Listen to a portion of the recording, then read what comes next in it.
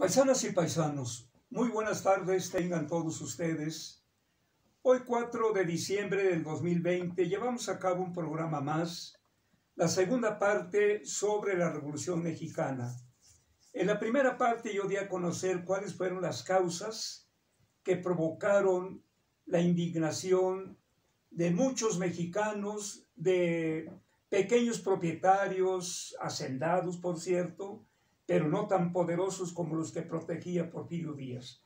Hoy vamos a analizar brevemente algunos pasajes de cómo Madero llega al poder y cómo Madero, siendo tal vez un hombre bueno, tanto que llegó a la ingenuidad. Y para este programa de su canal, El Son Politicón de Taxco, me he permitido la colaboración del cronista, periodista, historiador Javier Ruiz Ocampo, quien tiene también un gran conocimiento sobre las crónicas de Taxco, de Guerrero, de México, incluso conocimientos, por ejemplo, sobre la historia. Javier, pues te saludo cordialmente. Y bueno, te voy a pedir que llevemos a cabo esta charla haciendo un breve análisis sobre el triunfo de Madero cuando se derroca a Porfirio Díaz. ¿Cuál es tu percepción que tienes en el momento en que se obliga a Porfirio Díaz a renunciar? Bien, Agustín, antes que nada, muy buenas tardes, días, noches. Estamos aquí en un lugar perfectamente sanitizado, con la sana distancia, en donde nos hemos permitido quitarnos el tapabocas para que puedan escuchar bien nuestra voz. Así es que, haciendo esta aclaración y platicando lo que tú me estás ahorita indicando, bueno, pues Madero era una gente de la clase pudiente del norte, era una gente cuya familia era muy rica, pero Madero tenía un problema. Madero era muy supersticioso. Incluso Madero siempre recurría a las lecturas de los espiritistas y de aquellas gentes que según adivinaban el futuro, y entonces él era una persona que tenía ciertos complejos personales en ese sentido. Y eso creo que en un momento dado influyó mucho precisamente para no culminar plenamente lo que fue la Revolución Mexicana, y la dejó en manos de algunos de los generales que al final de cuentas lo traicionaron. Lo traicionaron, efectivamente, pero bueno, hay que reconocer que bueno, Madero fue educado desde luego en su estado, pero privilegiado por haber tenido la oportunidad de salir a prepararse a los Estados Unidos. Exactamente. Era un liberal. Sí. Era un liberal, pero desgraciadamente Madero tenía un problema de hacer mucho caso a estos espíritus. Vida espiritista. Él se consideraba como un elegido, que él era el que iba a cambiar a México, pero también por otra parte no hay que olvidar su condición de clase. Claro. Madero no era tan pudiente como los terratenientes norteamericanos o europeos que protegió Porfirio Díaz. Era un hacendado, pero con ideas liberales. Efectivamente.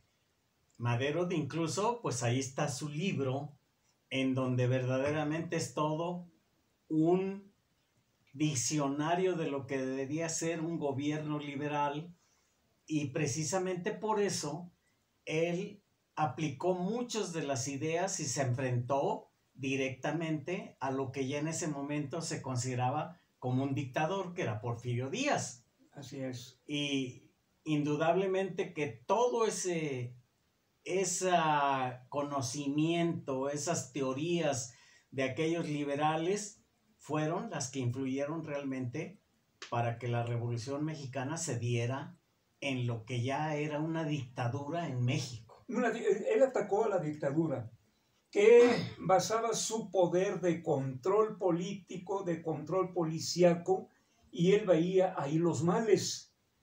Él no veía, por ejemplo, la tenencia de la tierra que se acumulaba en unas cuantas manos, que el comercio se acumulaba en unas cuantas manos, que el poder de la iglesia incluso estaba concentrado para unos prelados de la iglesia católica privilegiados, incluyendo al ejército.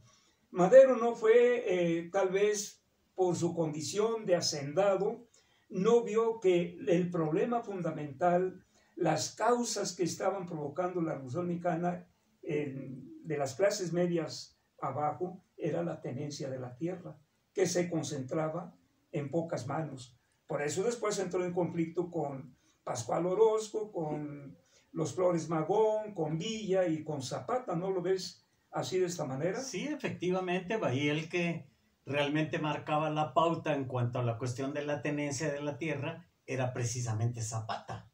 Zapata fue el que le dio ya un sustento a través del Plan de Ayala, la tenencia de la tierra, que como tú dices, estaba prácticamente en manos de unos cuantos hacendados, sobre todo de la clase pudiente del norte de la República Mexicana.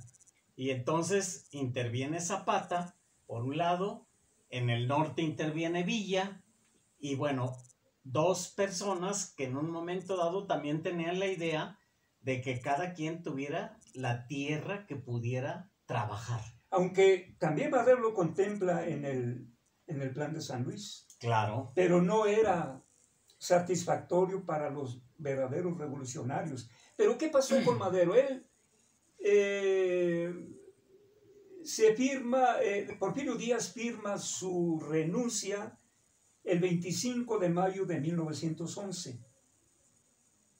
Porfirio Díaz, después de haber firmado ese tratado de paz, entrega el poder, pero hábilmente, porque era un viejo zorro, hay que reconocerlo. Efectivamente. Deja al ministro de Relaciones Exteriores que se encontraba en Estados Unidos, León de la Barra, que era de su gente. De su gente. Él queda como presidente interino. Madero dice, bueno, aquí ya acabó la revolución. Muchachos, Villa, Zapata, Orozco y todos ustedes, miren, depongan a San porque ya la revolución terminó. ¿Por qué tomaría esa actitud Madero, Javier? Porque es discutible de que Madero, pues, pecaba de ingenuidad. A lo mejor no era un verdadero político, era un hacendado, pero no político. Pues tú lo acabas de decir, porque hasta cierto punto Madero era ingenuo. Él pensaba simple y sencillamente que con la renuncia del que él consideraba un dictador ya, Porfirio Díaz, que lo logró en forma pacífica hasta cierto punto. Entonces, él pensó, bueno, aquí terminó todo. Y ya con esto vamos a seguir tranquilamente haciendo lo que debemos de hacer, pero se equivocó. Se equivocó porque había un grupo de generales que ejercían el poder de otra manera. Así es, claro. Y entonces tuvo la mala fortuna que se acercó a uno de esos generales poderosos y el general lo traicionó. Victoriano Huerta. Victoriano Huerta. Deja las Fuerzas Armadas, el ejército, el mismo ejército lo deja, confió ingenuamente, ¿no? Claro. Uno de sus graves errores. Era un hombre bueno. Era una persona buena, claro. De la clase alta, bien educado y que creía en las personas. Pero desafortunadamente, en esos tiempos y actualmente, en los tiempos en donde tú o alguna gente quita a un grupo de personas que están en el poder, ¿qué es lo que hace? Vaya, Benito Juárez, inmediatamente que pudo derrotar al primer emperador de México, lo fusiló. Sí. Lo fusiló porque a pesar de que todo el mundo, las gentes de los Estados Unidos, los presidentes, embajadores en Europa, los reyes le pedían que le perdonara la vida, y él, ¿qué dijo? No se la voy a perdonar porque si se la perdona, el señor se Se levanta. hubiera arrepentido 1000 veces, ¿no? Exactamente. Se hubiera arrepentido. Y ahí el ejemplo claro de lo que le pasó a Madero. Madero, de buena voluntad, tal vez de buena fe, dijo, no, pues ya Ya hubo terminó cambio de esto. presidente y con esto basta. Con esto basta. Y ahora vamos a reglamentar la tierra. Sí. Lo que no le gustó a Zapata ni a Villa. Por supuesto, porque Madero no era precisamente un hacendado. Era un hacendado, pero de la clase alta. Sí, sí. Tenía muchas tierras su familia, tenía mucho poder económico, estaba con una educación de la alta escuela, pero tenía no mucho contacto con el verdadero pueblo. Así es. Entonces, ahí lo que se necesitaba era darle solución a los problemas del pueblo, que es el pueblo era el que estaba ya clamando que hubiese un cambio en México. Así, efectivamente, sí. Pues sí, lamentablemente, pues Madero cometió ese grave error y esa fue la causa de que se echó de enemigo a Villa y a Zapata. Porque el plan de Ayala fue un plan más perfecto, un plan que contemplaba el reparto ya de la tierra, ¿no? Pero Madero, la verdad que no solamente desconoció, sino que Madero con ganas de fusilar a Zapata. Pues ¿Qué hubiera pasado, por ejemplo, si Madero hubiera hecho caso, que hubiera sustentado su poder en Zapata y en Villa, en Orozco y otros revolucionarios? Porque hay que acordarnos también, no hay que desconocer el papel de los intelectuales, periodistas de esta época, los Flores Magón. Por ejemplo, de corte socialista, aunque eran anarquistas, y eso sería otro tema a tratar, ¿por qué eran anarquistas? Porque ellos pertenecen a la rama del marxismo, pero ya con Bakunin, con Malatesta, con Kropotkin y otros anarquistas más, tienen una visión distinta porque niegan la lucha de clases, porque niegan la dictadura del proletariado, porque niegan la abolición de la propiedad privada, ¿verdad? Y los Flores Magón eran de esos. Él decía, todo Estado es opresor, incluyendo el nuevo Estado proletario, será también una dictadura para las clases oprimidas. Por eso no estaban de acuerdo. Sin embargo, hay que reconocer a los Flores Magón que fue el ala más revolucionaria en esta época. Valdría la pena después hablar sobre el anarquismo, ¿eh? Sí, por ahí, porque hay una cosa, es que la parte de los Flores Magón era la gente intelectual de ese movimiento. Tenían perfectamente visualizada lo que era toda la cuestión teórica de aquellas personas que en el mundo estaban en ese momento sustentando sus teorías. Pero obviamente el contacto directo con el pueblo pues lo tenían Zapata y Villa. Así es. Villa viniendo de la clase poco tomada en cuenta en el norte y Zapata de la clase del sur que no la tomaban en cuenta, de todos los campesinos, pues el contacto directo es con ellos. Entonces, gracias a Zapata y a Villa, la idea del presidente Madero pues se hizo realidad. Se hizo realidad, sí. Porque fue exactamente primero en la Convención de Aguascalientes, en donde están Villa y Zapata, y logra Zapata nombrar el primer gobernador zapatista, que fue precisamente el gobernador de Guerrero, fíjate. Fíjate qué cosa tan interesante, ¿no? Y entonces, el gobernador de Guerrero primero fue aquí donde se aplicó el plan de Ayala. Repartición de tierra. Repartición. En primer lugar, castigo a los funcionarios públicos. Los jefes políticos. Que habían abusado claro. de todo el campesinado y de todas las gentes. Llegó. Gente de Porfirio Díaz. Y destruyó aquellos archivos donde tenían cuentas pendientes que nunca pagaban. Porque toda su vida se pasaban los campesinos abonando y nunca acababa esa cuenta. Entonces lo primero que llegó a hacer aquí el gobernador zapatista en la zona de Guerrero fue ir a los juzgados, destruir esos libros y entonces la deuda se acabó definitivamente de todos los campesinos. Castigó a los funcionarios, Y luego, inmediatamente, fíjate que hizo una cosa interesantísima. Les dio una pensión y una compensación a las viudas de aquellos que habían muerto en la revolución de Zapata. Eso es lo que la derecha en aquel entonces no lo vio bien. No. Como hoy en día, por ejemplo, estos Abascal Infante, los Abascal Carranza, hay por ahí un señor que se llama Juan Bosco Abascal Carranza, doctorado, doctorado en historia, doctorado, que dice, refiriéndose a las grandes transformaciones, ¿de qué sirvió la independencia? Y que hubo tantos muertos. ¿De qué sirvió la reforma? ¿De qué sirvió la Revolución Mexicana? Obviamente que para esta gente de derecha, lo ideal era haber vivido donde los gachupines eran los dueños de la tierra. Yo creo que ellos tienen descendencia directa de españoles. Sí, pues todos en general tenemos una ascendencia española. Pero hay algunos que más directamente. Hay algunos que más. Más directamente. Bueno, hay mucha gente descendiente de españoles que se sigue creyendo españoles puros. Y ese es un problema también que actualmente existe en la República Mexicana. Ahí radica el racismo y el clasismo. Todavía no absorben aquella idea de que cuando se mezclaron con las mexicanas, especialmente la Malinche y todas esas mujeres bellas de aquella época, de las que disponían en cualquier momento, claro, y tenían hijos con ellas a cada rato, pues todavía no absorben esa cuestión de que ya no es la raza española pura, sino ya es una nueva raza que es la mexicana.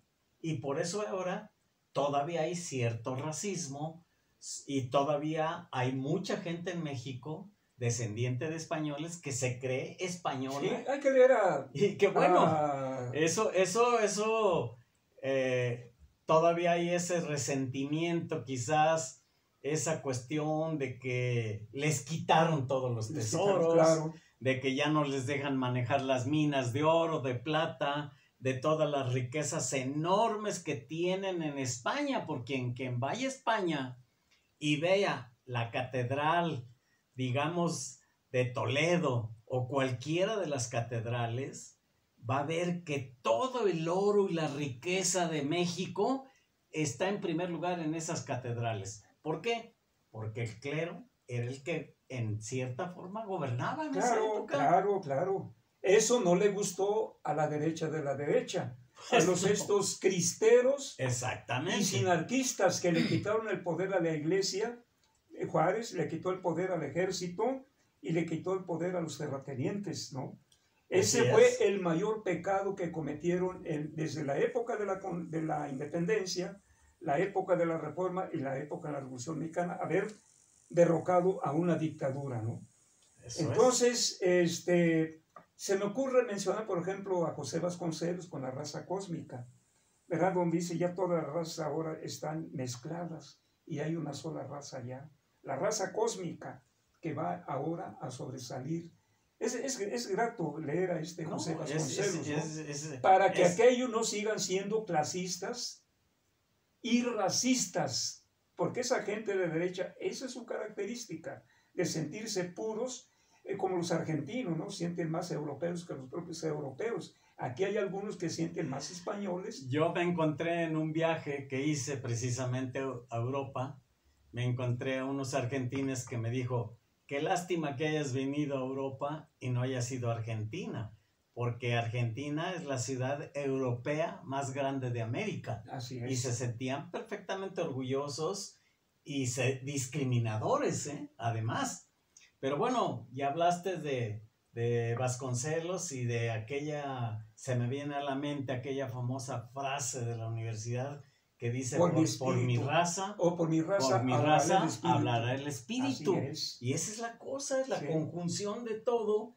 Imagínate esa nueva raza que somos los mexicanos y que no deberíamos de tener ni discriminación, ni deberíamos de tener prejuicios contra toda la gente, porque realmente ya es una nueva raza, efectivamente descendiente de españoles y de mexicanos auténticos. Claro, eso no podemos negarlo, ¿no? Y eso es en todo el mundo. Perfecto, es cierto. Entonces tuvo frutos la Revolución Mexicana, considerada por el presidente López Obrador como la tercera transformación. Por supuesto, derrocar en primer lugar a una dictadura rancia de más de 30 años. Y empezar, por ejemplo, el proceso ya del reclamo de las tierras, que ciertamente con Madero no se hizo porque no era esa su finalidad, pero de Zapata sí, de Villa sí. Entonces, sí fue positiva la tercera transformación y es legítimo que hoy en día se hable de una cuarta transformación en la que el principal objetivo que ha tenido el presidente López Obrador es desterrar un modelo económico conocido como el neoliberalismo. Esa cuarta transformación se ha propuesto que acabar con la corrupción, y es lo que está haciendo. Pero obviamente que para los intelectuales orgánicos, ya los conocemos, ojalá tú ahorita te acuerdes de algunos, sí, esos están en contra. El empresariado, pero no todos, por cierto que no son todos, es por ahí un señor de nombre Gustavo de Hoyos y el otro Claudio X, los que hoy en día están formando una organización llamada México Sí, algo así, ¿no? O sí. México Sí. Bueno, entonces, es que tú estás hablando de esas gentes que indudablemente fueron muy privilegiadas económicamente hablando y socialmente hablando durante muchos años. Históricamente, mano, desde que llega al poder, sí. Este grupo conocido como el grupo de generales, conocido como el grupo Sonora Sinaloa, que son los ganones, que no son de la alta burguesía, son gente de clase media, pero que ellos llegan al poder encabezados por Álvaro Obregón. Y de allí empieza, Javier, desde allí empieza el proceso de corrupción y el proceso de traición. Nada más que hay que acordar, por ejemplo, de los tratados de Bucareli. Sí, y ahorita que hablas de aquellas gentes del norte, hace un poco tiempo he estado escuchando en el radio a aquellos gobernadores del norte que dicen que por qué no les dan el presupuesto que les daban y le aumentan más todavía el presupuesto, si realmente los que han trabajado es el norte y el sur no ha hecho nada. Son los que no trabajan, y según ellos. Sí, según ellos. Y yo nomás te quiero recordar, y a todas nuestras gentes que nos están viendo y escuchando, de dónde salió el oro y la plata para sostener toda la economía de México y la economía de España y de las Filipinas, y además actualmente de dónde sale toda la plata y el oro del estado de Guerrero que se va a beneficiar allá en Torreón, Coahuila. Es decir, nosotros le estamos dando la materia prima para que allá la industrialicen y ahí la transformen en oro, en joyas, en muchas otras cosas, en monedas. Y entonces, ¿dónde está la contribución de la gente de Guerrero? Pues en todo eso. ¿Cuántos miles y miles de toneladas de coco se van a toda la República Mexicana? Toda la copra. ¿Cuántas miles de toneladas de papaya? El mango. La Jamaica. La Jamaica que antes la traían que traer desde el oriente. Ahora resulta que la Costa Chica ahí se cultiva en la Costa mucho. Chica son grandes productores de Jamaica, sí, y la distribuyen en todo México. Y a la mayor mina de oro que tienen en México está precisamente aquí en Iguala, cerca de Iguala. Entonces, ¿cómo es posible que de aquí se lleven todo ese mineral para darle trabajo, industria y todas las prebendas que tienen en el norte? Obviamente no quiere decir que no sean gente trabajadora, pero también que reconozcan que el sur mantuvo al norte durante muchos años cuando el norte era un desierto. Sí, sí, claro. Todavía por los años 50 tú ibas manejando de México hacia Torreón, Coahuila o a otras partes del norte y veías carreteras desérticas totalmente, como si anduvieras en el viejo oeste. Todavía hay, pues sí, desiertos completos, ¿no? Un día que vinieron unos cronistas de Torreón, Coahuila, y que los llevé yo aquí a Izcateopan, se quedaban con la boca abierta y uno de ellos me dice, ya sé por qué no tenemos árboles allá en Torreón, se los trajeron todos para Guerrero.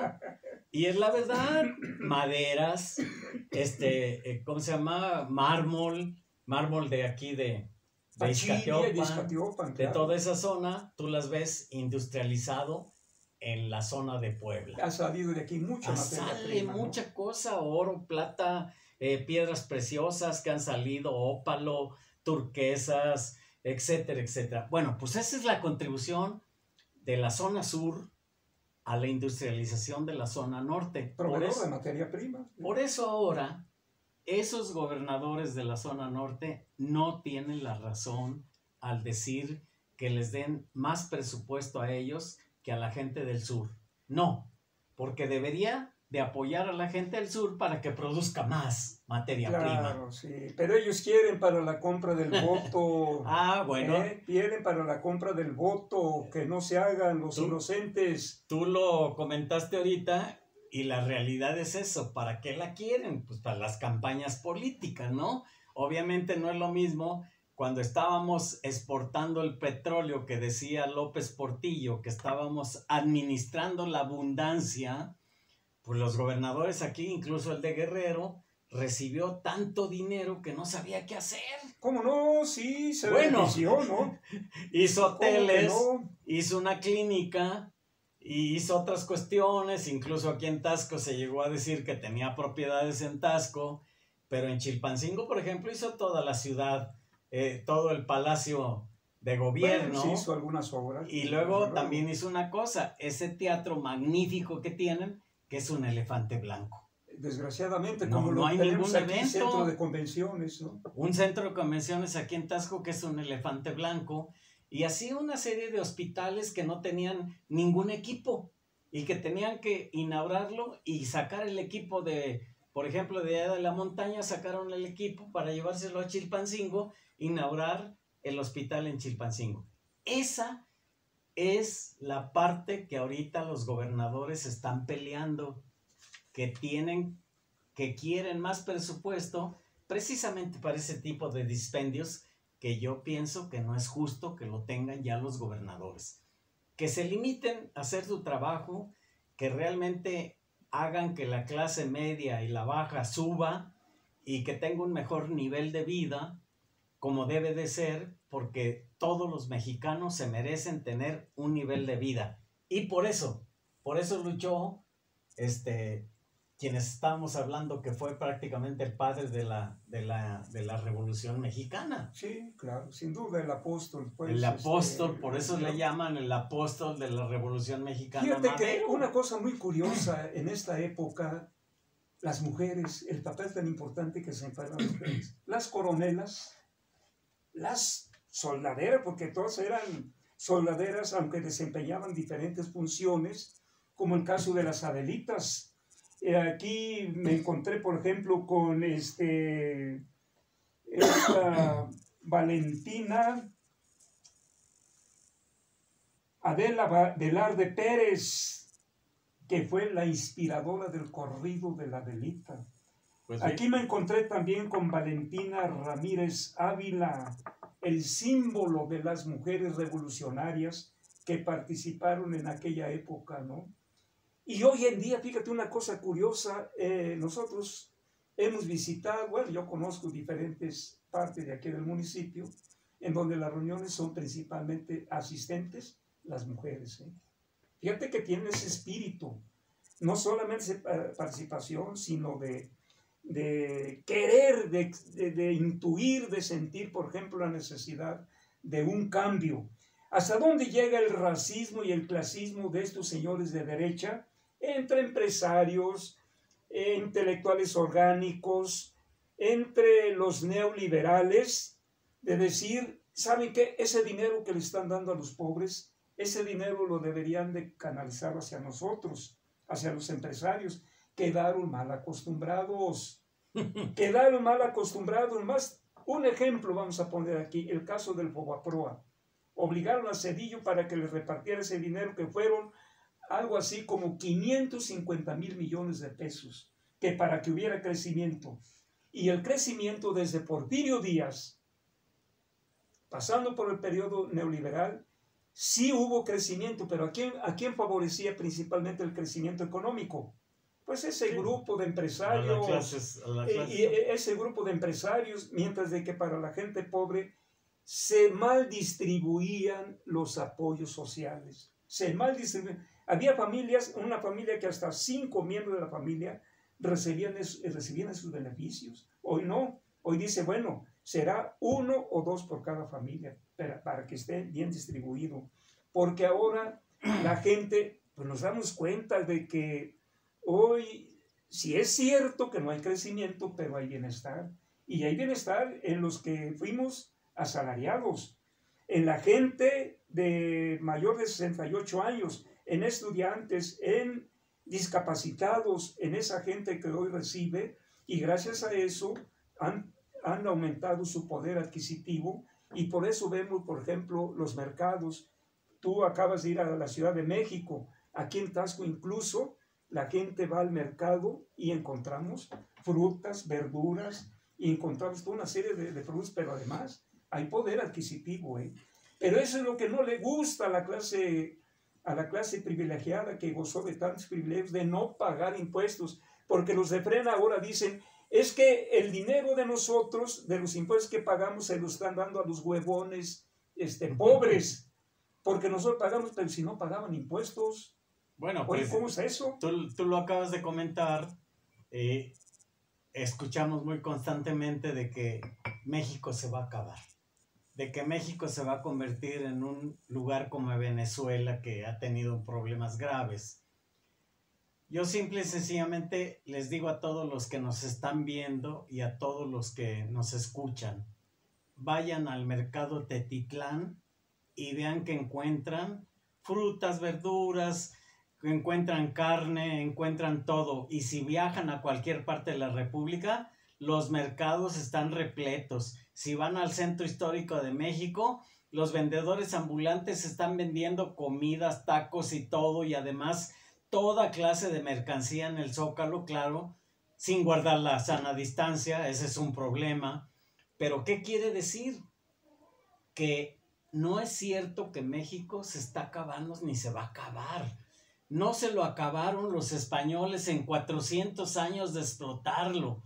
No se lo han acabado los gobiernos de México en 80 años de haberlos explotado también completamente.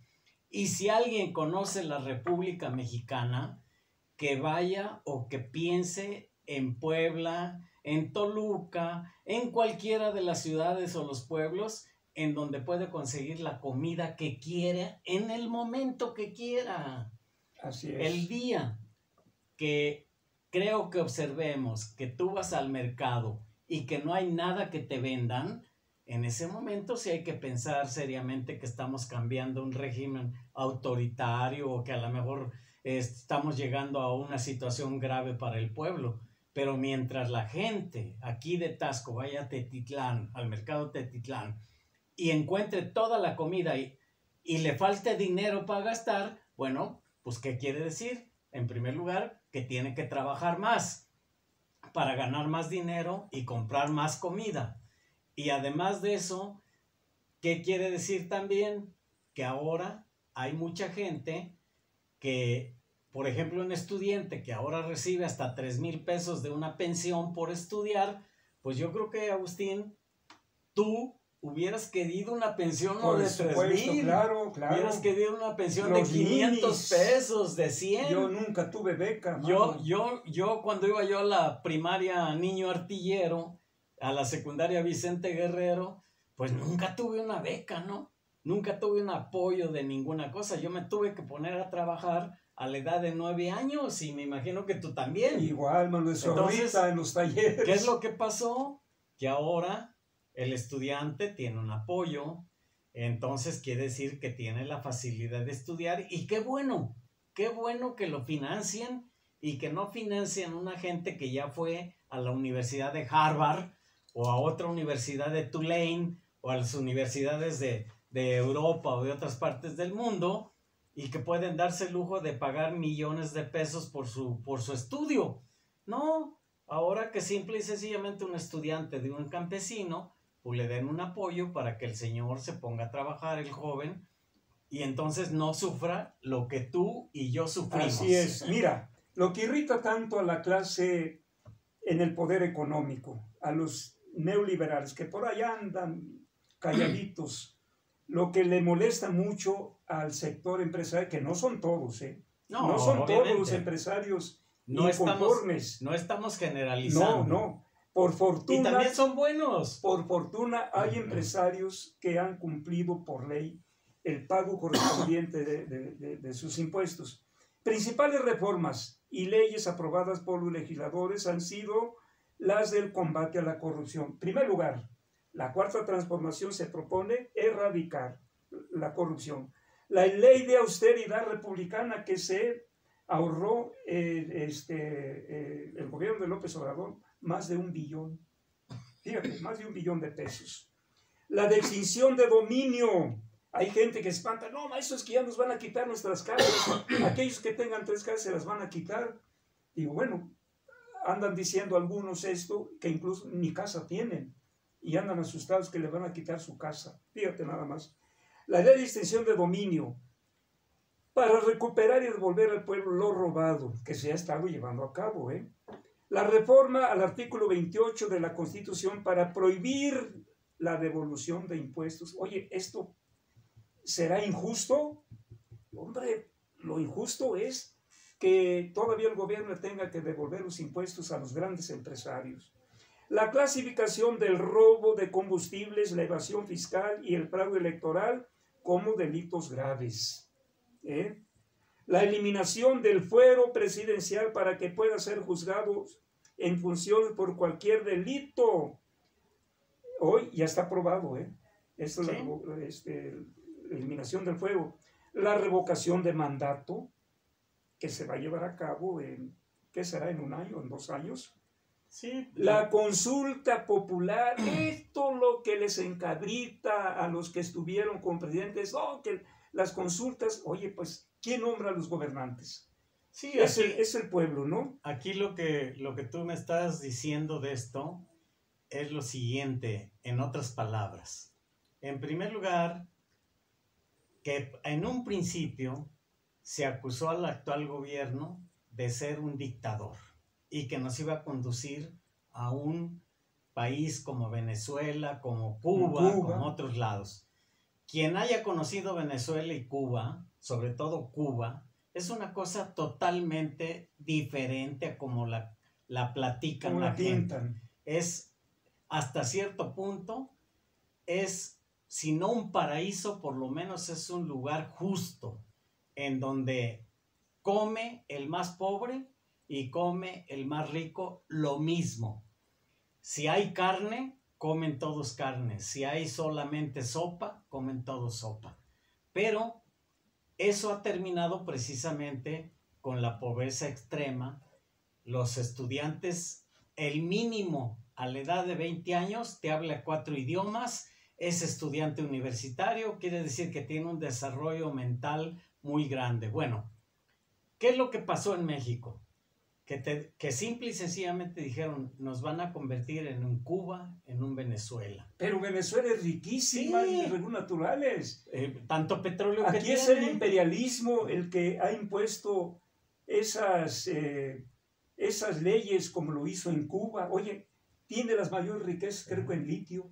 Por eso, México tiene ahora el litio México también. ahora tiene el litio, que es Sonora, que es el... Haz de cuenta el petróleo del futuro. Todas las pilas, todo lo que usan los aparatos electrónicos, vienen los carros eléctricos. ¿No?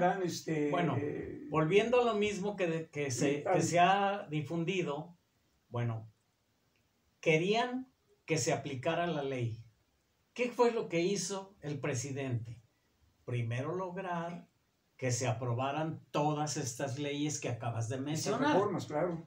Entonces ya ahora ya no le pueden decir que es un dictador o que se está metiendo con el poder judicial o que se está metiendo con los otros poderes o que quiere ser el único que tiene todo el poder en México. No, ya cada uno, como debe de ser, tiene que estar aplicando de acuerdo a la ley que ya tiene y obviamente se acabaron muchos de los beneficios particulares de la gente.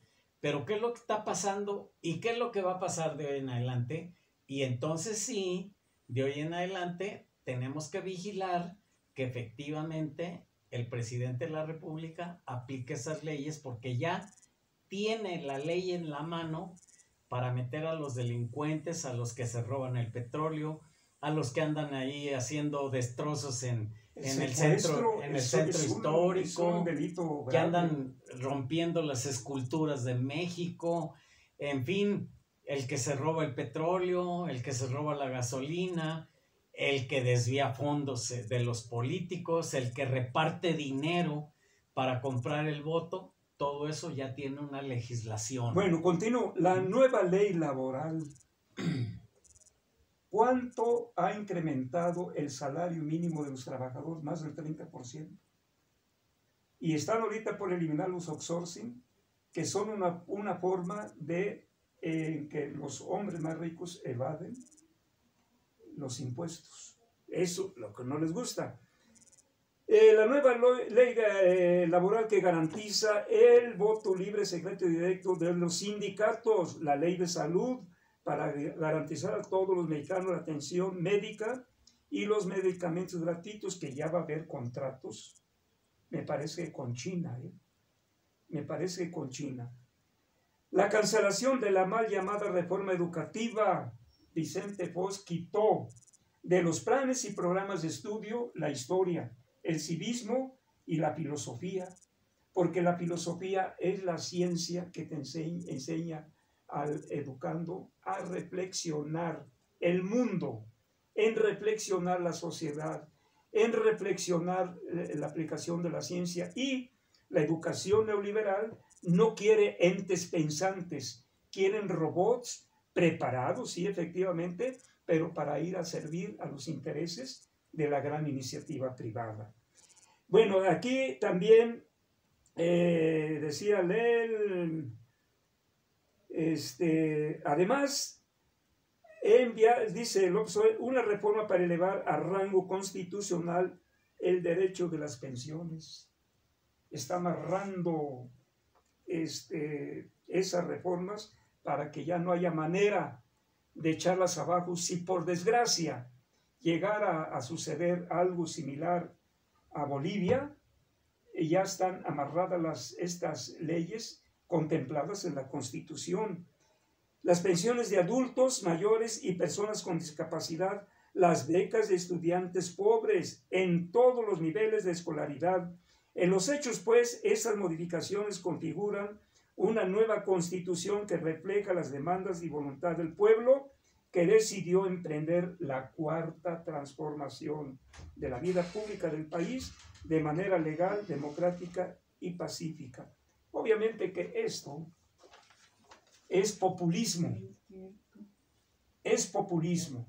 Dice por ahí un señor de los de Frena y los sinarquistas, que López Obrador no tiene militantes, tiene súbditos. Ha formado una especie de logia masónica o ¿cómo se llaman esas? Sociedades secretas. Sociedades secretas, ¿cómo se les llama de otra manera? Aparte de logias, porque para ellos los enemigos principales son las logias masónicas, ¿no? Son enemigos acérrimos de las logias masónicas. Entonces, esta es la percepción. Entonces, ¿qué no les gusta a esta gente?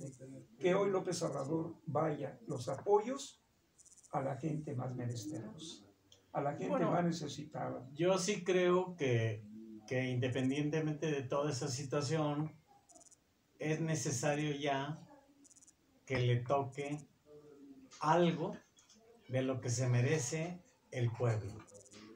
Y entonces, si nosotros en un momento dado tomamos a un niño pobre, le damos el alimento y en un momento dado lo metemos en una escuela para que tenga educación, es indudable que ese jovencito va a llegar a ser un profesionista en un momento dado. Y siendo un profesionista, va a ayudar a su país. Y eso es precisamente lo que de las últimas décadas para acá estaba siendo necesario, que ya se enfocara el gobierno a sacar a la gente pobre. Yo no digo que la va a hacer millonaria. Yo no digo que en un momento dado, de la noche a la mañana, va a cambiar. Oye, Roma no se hizo en un día. Esto se necesita un proceso de décadas a lo mejor. Pero yo sí creo una cosa, que hay que empezar. ¿Ya se empezó? Que hay que empezar, porque si no empiezas ahorita, cada día que pierdes es un día que vas perdiendo dentro de 10 años o dentro de 15 años, cuando ya el joven ya sea casi un adulto y ya puede ayudar al país, porque ya tiene otra manera de pensar, ya tiene otra manera de ganarse la vida, y seguramente ya ingresó a lo que conocemos como la clase media, y de ahí se va a elevar más arriba. Entonces, ya era un tiempo en que se imponía realmente que la clase más menesterosa fuera subiendo. No se va a lograr en 3 años, ni en 6 años, ni en 10 años. Estos quisieran que, le reclaman al presidente que ya son 2 años. Sí, no. Y que no se ven los cambios. Oye, ¿cómo se va a solucionar el problema en 2 años de toda esa pobreza, miseria que dejó el modelo neoliberal? Pero México está desquebrajado según ellos. Pero ya hay una cosa, ya empezaron a modificar las leyes. Claro. Todas esas leyes que tú mencionaste ya tienen un sustento jurídico que ya va a ser mucho más difícil. Queda plasmado en la Constitución. Exactamente, que alguien las viole, porque ya tienen un castigo, ya tienen una consecuencia, y entonces ya en lo sucesivo el gobierno va a tener que ir progresando, llegue quien llegue, porque tiene un sustento jurídico que no existía. Sí, un decreto lo echan abajo fácilmente, entonces, pero ya lo que queda en la Constitución ya es más difícil. No es fácil. Porque entonces viene la voluntad de 500 legisladores y de cerca de 300 o 250 legisladores, que son los diputados y los senadores. Entonces, ¿cómo concilias la voluntad de 800 gentes que ya no les vas a pagar dinero para que en un momento dado digan sí o alcen la mano? Ya le estás dando la oportunidad a esa gente también, que son gente estudiada, que son gente pensante, de poder dar una opinión sin tener que estar sujeto a que un partido político los quite o los ponga. Entonces, ya cambiar la mentalidad de 800 gentes ya va a ser mucho más difícil. Así es. Por eso, qué bueno, y yo lo digo de esta manera, que Madero inició esto y que de alguna manera ha venido evolucionando a través de sacrificios de miles o millones de mexicanos, y que llegue el momento en que aquellos que dieron su vida, aquellas mujeres que tú mencionaste, que también dieron su vida, que se sacrificaron, que andaban con el hombre, que les andaban cocinando, que les andaban lavando, que hacían todo lo necesario para que ellos estuvieran luchando en el frente de guerra, pues ya creo que es tiempo que se merezcan tener un nivel medio de vida, por lo menos, y que si no lo van a hacer ahora, que dentro de unos 10, 15 años ya tengan posibilidades, no solamente ellas, sino sus hijos, que es lo más importante. Claro, mira, entonces empezamos ya a llegar al final. ¿Valió la pena la independencia? Por supuesto que sí. La abolición de la esclavitud. ¿Valió la pena el movimiento armado de reforma? Por supuesto que sí. La instauración de la República, encabezado este gobierno por Benito Juárez. Sí, con sus pros y sus contras, y un gobierno que ya se veía amenazado incluso por los Estados Unidos. Sí. ¿Valió la pena en este caso la Revolución Mexicana? Por supuesto, porque esto llegaba, iba encaminado a formar un gobierno de emperadores. Porfirio Díaz aspiraba a eso. Imagínate que viviéramos un imperio, otro imperio más ya en el siglo XX. ¿no? Sí. Valió la pena, por supuesto, el derrocamiento de una dictadura de más de 30 años en el poder que envileció a tanta gente. Los revolucionarios más destacados, ya los mencionamos, los Flores Magón, Zapata, Villa, Madero, sí tuvo sus ideas democráticas, por supuesto, tuvo sus méritos, fue traicionado por su ingenuidad, lo traicionó ni más ni menos que un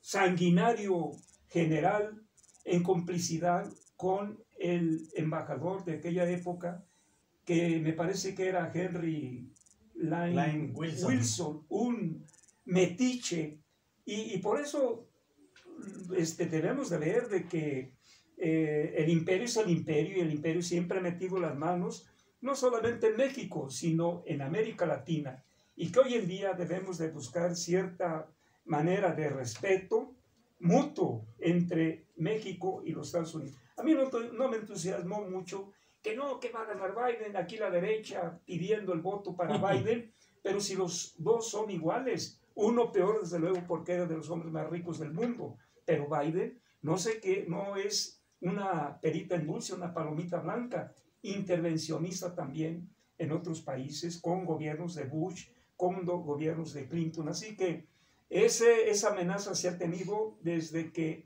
Estados Unidos se empezó a convertir en un imperialismo, en un imperio. Bueno, nosotros en México desafortunadamente siempre hemos dependido de los Estados Unidos de una u otra manera. El simple hecho de tener una frontera tan grande, hay una influencia tremenda entre México y los Estados Unidos. Pero obviamente, pues esas cuestiones que ahora se alegan y que se dicen que pues vas a ser entreguista, que hay una serie de cosas, que te vas a acabar el país, eso realmente, si algún mexicano viaja por toda la República Mexicana o conoce México, está plenamente convencida de que México no se va a acabar. Esa es una gran mentira. Por fortuna sigue siendo un país Sigue siendo rico, un país que ha resistido lo que tú ya comentaste y de con la gente revolución. muy valiosa, Sí. Con gente, tanto hombres como gente mujeres, muy emprendedora, muy valiosos, por cierto. Y tiene una enorme riqueza todavía que no se va a terminar. Que dependemos de los Estados Unidos, vamos a seguir dependiendo. Eso es indudable porque así ha sido la vida de los mexicanos y de los gobiernos mexicanos. Y por último, quiero comentarte que el hecho de que la cuestión no se resuelva en 2 años o en 1 año, pues no se va a resolver en 1 año ni 2 años cuando tienes un antecedente de 80, 90 años anteriores. 80 años de priismo, incluyendo 2 periodos de y que panismo. Entonces no vas a hacer las cosas, pero en cierta forma hay que ver que cuando se dijo que era un dictador, el dictador logró cambiar las leyes y ahora las leyes ya están a su favor. Quiere decir que va a actuar dentro de las leyes. ¿Qué es lo que necesita? Las leyes están a favor del pueblo. Del pueblo, obviamente, pero ya está dentro de la legalidad. ¿Qué era lo que pedía toda la gente de México? Bueno, pues ya lo hicieron, ya está dentro de la legalidad. ¿Qué se necesita? Que se apliquen estas leyes, que yo creo que es el tiempo que se necesita de hoy en adelante para que se vayan aplicando las leyes. Y por último, creo yo que se necesita tener un poco de más dureza con el poder legislativo al que nadie se atreve a tocar, porque no hay periodista, no hay ningún político que quiere meterse con el poder legislativo, y resulta que el poder ejecutivo, el poder legislativo y el poder judicial es el con el que no se quieren meter, es decir, los jueces, los magistrados. Entonces, ¿de qué sirve que el poder, un poder ya tenga las leyes y el otro poder ya se las esté aplicando, si cuando llegan ante un juez, pues los dejan salir inmediatamente? Entonces, si tú te fijas, ni periodistas, ni políticos, ni mucha gente, ni gobernadores se mete con el poder legislativo porque es otra cuestión que está totalmente corrupta Sí, y que tiene problemas muy Poder graves. judicial, sí.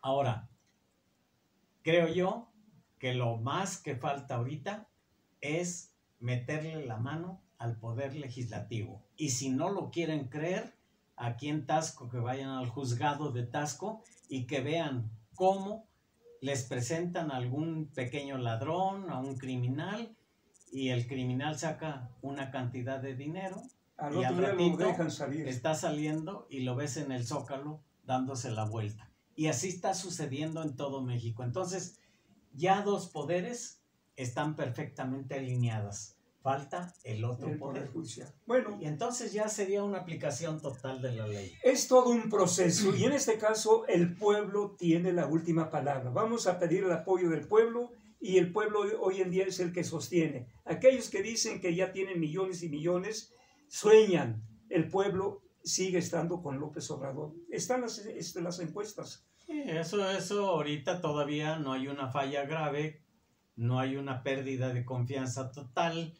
Y bueno, todos los presidentes... 70% de preferencias. Todos los presidentes... Nuevo régimen. Mira, todos los presidentes y funcionarios públicos están en un desgaste completo.